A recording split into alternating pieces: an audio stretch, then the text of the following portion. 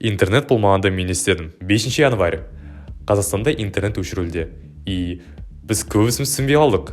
Вообще қалай ол сонда? Интернет жоқ. Вроде бы интернетті төледім.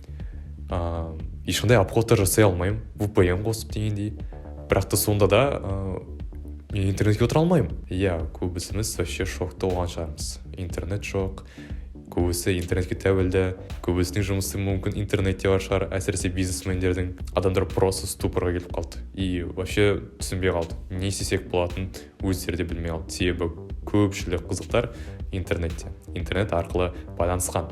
Кейбір адамдар бар, орысша айтқанда удачно бір жай ғана өзіне ойындар жазып қояды, немесе бір фильмдерді құйып алады өзіне.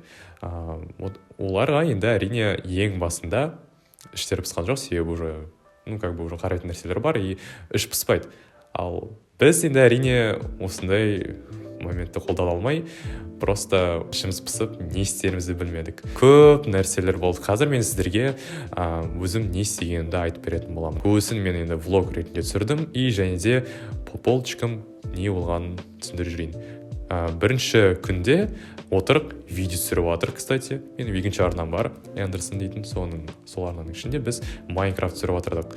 Әрине, как обычно, летсплей, и алдыда видеоның соңында менде алды тупо достарымнан былай сөйлесіп жатырғанда үзіліп кетті. Видеоның өзі де былай үзілген жоқ әрине, но мен достарыммен сөйлесе алмай қалдым. И соңында былай өзім аяқтап жүрдім. Содан кейін біз енді әрине интернетті күтіп жатырдық. Ол кез вроде 4 январь сияқты, қателеспесем, и және де сол 4 январьда 1-2 сағатта интернет қайтып қосты. 4G ұстап тұрды әрине, но өте нашар. И негізі даже ұстамайды десек те болады, себебі скорость өте нашар болды. Соңында енді әрине келесі күні интернет ұстап отырды. 5 январьдың таңертеңде азанда интернет жақсы ұстады. Білмеймін кейбір қалаларда қалай екен, но Атырауда бәрі жақсы болды. Және де түс қайта келгенде былай шығып жатқаннан кейін интернет өшіріп қояды. Әдейі бәрін өшіріп тастайды. И болды, біз білмейміз не істерін болатын. Кейбірлеріне интернет қосылып тұрды да, бірақ та бізге 1-2 сағат бұрын өшіріп тастады, ал қалғандарына 1-2 сағат дейін өшіріп тастады. Бір жеріміз ауыр екен шынымен де. Но не в этом суть. Келесі күні мен әрине вообще білмедім не істерімді болатын. Даже біз үйдегілермен енді шындықты айтайын карта ойнадық. Оған дейін не барды, енді конечно интернет болмады. Не істерімді білмедік негізі, по идее не істеуге болатын. Мен тас ғасырына түсіп кеттім, өзім түсінбей қалдым соны негізі, по идее. И содан кейін мен точно уже интернетке тәуелді екенімді білдім өзімді. Наверное, сіздер өздеріңізді танып тұрған шығарсыздар. Кстати, пока біз мына жақтарда интернет жоқты қиналып жатырғанда, ақтаулықтарда интернет болды. И пока біз мына жақтарда қиналып жатырғанда, олар мына жақта жайдан рахат тек бір күндей интернетсіз жүрді де, и ары қарай күндері интернетпен жүрді. И шыны керек, осыдан кейін что-то Ақтауға көшетін желание көтеріліп кетті.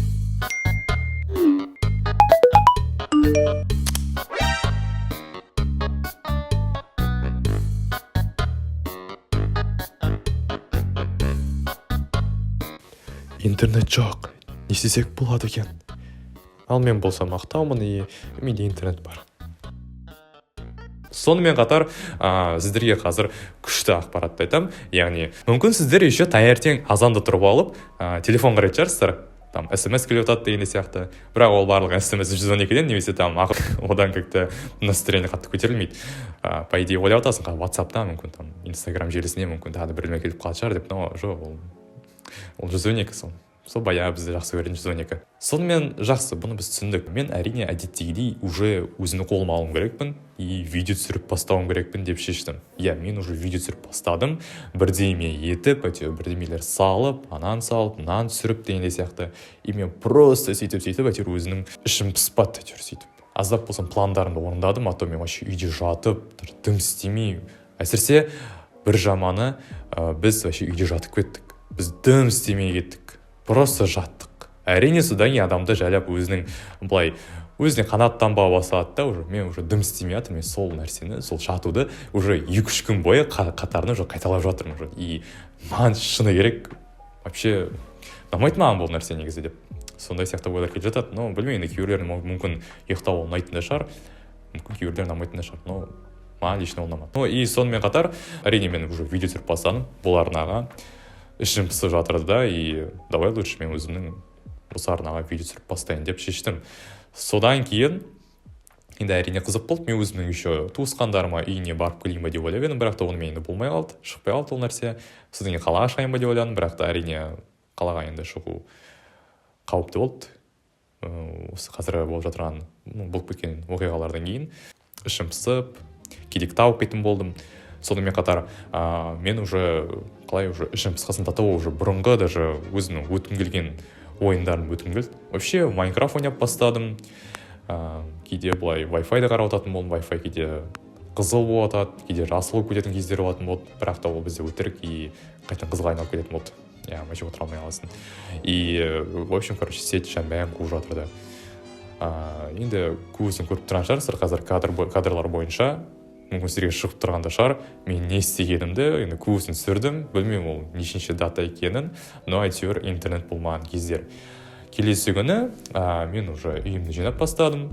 Содан кейін үй жинау басталды. Өзімнің бұрынғы ойындарымды өтіп көрейін ба деп шештім. Содан кейін менде Undertale келді. Бірақ оған дейін мен уже Deltarune өтейін ба деп шештім. Кстати, сол ойынды мен әлі өткен жоқпын, бірақ та сол Deltarune дейтін ойынды ойнап бастадым. Deltarune ойын ол біздерде қызық ойын, пиксельдік 2D, яғни онда біздерде қызық инди шайқасып жасау болады, яғни әртүрлі кейіпкерлермен, яғни ең басымен былай қарап жатқан түсініксіз болып көрінеді ол ойын, но жайлап егер де сіздер ойнап бастасаңыздар, жайлап түсініп бастайсыздар. Және сіздерге ол ұнап кетуі мүмкін. Содан кейін бұл ойынды ойнап болған соң мен Undertale ойынын ойнап шештім. Тоже сондай сияқты ойын, бірақ та басқа сюжетпен и басқа геймплеймен. Но бірақ та по идее сүйттары бірдей. Мағынасы бірдей. Содан кейін тауық бастадым. Үй жинап болдық. Көпшілік нәрсені істеп болдық. Көп адамдарға, кстати, мен звондап бастадым и және смс-ке жазып бастадым. Ол кезге бізге әлі әрине 200 смс пен 300 минутты әлі берген жоқ, бірақ та мен по-любому оған қарамастан жаза бердім и звондай бердім адамдарға. Просто мен ішім пысып жатыр деген мен просто көбісіне звондай бердім. Әрине маған бірақ енді көбісі звондаған жоқ. Вообще даже звондамаған болмаған да сияқты, маған даже сол кездері просто бәріне өзім звондап шықтым. Ну, в общем, окей, ладно, ол енді маған бәрір, ол жағынан мен әйтеуір сол звондап, сөйтіп әйтеуір өзімді іш пысуымды басатын болдым естіп. Мен вообще прям безіп кеттік мен негізі по идее вообще. Адамдармен сөйлеспей келесің ба, вообще қуып кетейін жаздадық негізі по идее. И шыны керек, бұл қиын. Мен уже қалаға шығып бастадым. Бұл біздерде воскресенье күні енді маған более ұнады, себебі қалаға шыққасын ба, набережкеде жүрдім. Әрине жалғызым жүрдім, себебі мен достарым көп шықпайтын болды, негізі үйде отыратын болды енді в основном. Шықпайтын да шығарда, просто мен контактының номерлерін білмейтін болдым кейбіреулерінің, и содан мен оларға дұрыс хабарласа алмадым. Воскресенье күні сол біз набережкеде жүрдік. Набережкеде жүргенде мен өзім жүрдім, и адамдар көбісі хоккей ойнады, мұзда негізі по идее адамдар болды, нормально жүрді негізі набережкеде. Кейбіреулерін фотоға түсірдім, кейбіреулер былай видеоға түсті, и адамдар көбісі былай нормально, былай тып-тыныш деген сияқты. Сол бұрынғыша өздеріміз центрлерімізге кірдік, қарадым дегенде сияқты. Вроде барлығы окей, адамдар бар, тып-тыныштық дейтін жоқ. Но әрине центрдің қала жағында, яғни дала жағында дегенім, адамдар көп жүрмейтін болды. Әрине, бұл біздерге орысша айтқанда непривычно дейді ғой, сол сияқты. Үйрене алмай қаласың уже, и бұрында көп жүретін болды адамдар, қазір енді вообще жүрмейді, и уже түсініксіз. И мен енді Undertale, Deltarune'дарды қайтып өтіп бастадым. Іш пысқасын өте бердім. Не бар енді менің компьютеріме соның бәрін өте бердім. Кейбір видеоларды монтаждадым, кейбір Майнкрафт видеолар түсірдім, и сөйтіп уақыт өткіздік. Содан соң бірінші күні таңертең тұрғанда мен қарап қалып едім, телефонға смс-тер келді. Бұл жағдай маған өте қатты ұнады, яғни жаман қуанып кеттім десек те болады. Интернетсіз жүруге былай үйреніп кеттім ба, как-то уже былай қатты күшті реакция болған жоқ. Но әрине былай жақсы сезімде боласыз, себебі уже более бірдеңе барын, бір өзінің бұрынғы үйреніп кеткен затын қайтып саған оралып келатыр, и настроение көтеріліп бастайды. Но әрине интернетсіз де үйреніп кеттің десек те болады, но интернетпен одан сайын жақсы. Әрине, содан интернет пайда болған соң біз көбісіміз енді әрине ойын, сосын тағы фильм, кино, барлығын өзімізге жазып бастадық. Оған дейін әрине білімді жағдайды мүмкін біліп тұрған адамдар мүмкін болып қалар деп жазып қойған адамдар да бар ғой.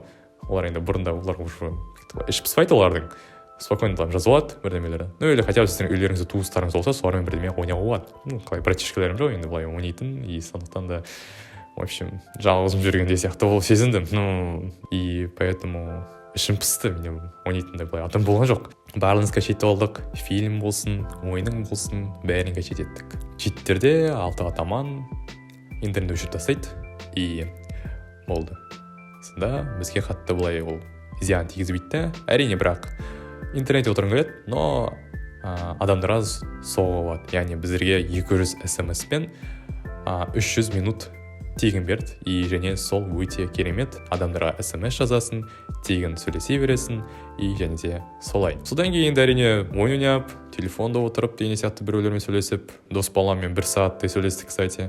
Интернет болмағаны даже байқалмай қалды негізі. Сол ойын ойнап деген сияқты фильмдер қарап, и сөйтіп жатып қалдық. Енді келесі күні тұрсақ, интернет бар, сол бұрынғыша. И қазір енді мен бұл видеоны 11 январь бүгін біздерде. Январь, нешінші январь екенін де білмеймін, но в общем 10 или 11 сияқты еді бүгін. Я в общем сол екінші күні түсіріп жатырмын. Интернет әзірге бар, шүкір, и және де әлі оны өшірмеді. Енді өшірмейді деп үміттенеміз, себебі интернет енді көбісіне әрине керек қой. Там бизнес жағынан, жұмыс жағынан дегендей. И кейде ойланамын, біз шынымен де интернетке тәуелді екенбіз.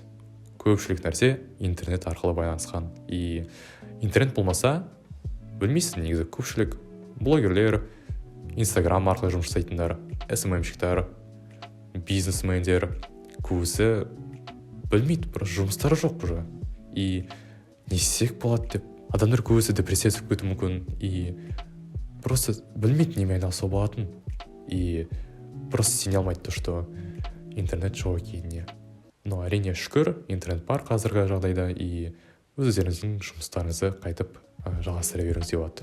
Әрине Аллаға шүкір, осындай біздерде мүмкіндік бар екеніне, и біз ешқашан ұмытпауымыз керекпіз. Аллаға шүкіршілік етуіміз керекпіз. Осылай бізде интернет бар екеніне, и осындай мүмкіндіктер бар екеніне, осындай мүмкіндіктерге осы интернет арқылы, ғаламтор арқылы, интернет арқылы көпшілік там жетістікке жетуге болатын, немесе құрал ретінде білім жинауға, и тағы да басқа. И осындай сияқты өзім оқиғамды айтып кеттім. Интернет болмағанда мен не істегенімді. Қызық болды ма, қызық болған жоқ па білмеймін, но үміттенемін қызық болғанына. Ал сау болыңыздар. Сіздермен болған мен Аслан.